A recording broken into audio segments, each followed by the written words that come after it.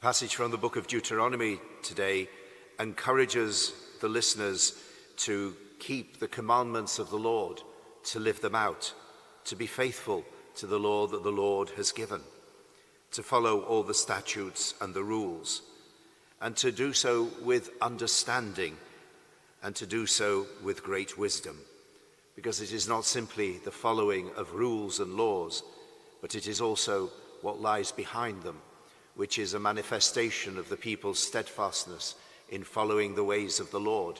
in being faithful to God, in living in close union with God, and manifesting God's own love in the lives that they live. The commandments of the law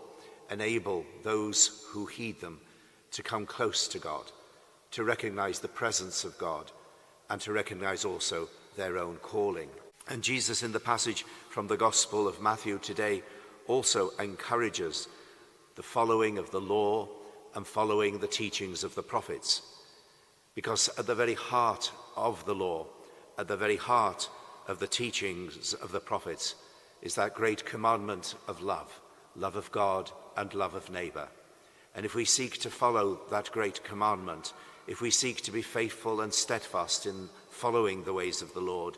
then we will be manifesting the very love of God in our own lives, in our relationships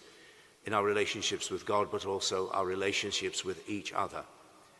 Those great teachings, those great commandments are something that should be at the very core of our lives, visible in the way that we live out our lives, in the small things as well as in the great things that we seek to do. For God is steadfast in his love for us, and we are called to be steadfast in our love for God and each other. May that love be visible in each one of us. May it truly be alive. May we truly be drawn closer to the God who is love by our own living out of the commandment to love.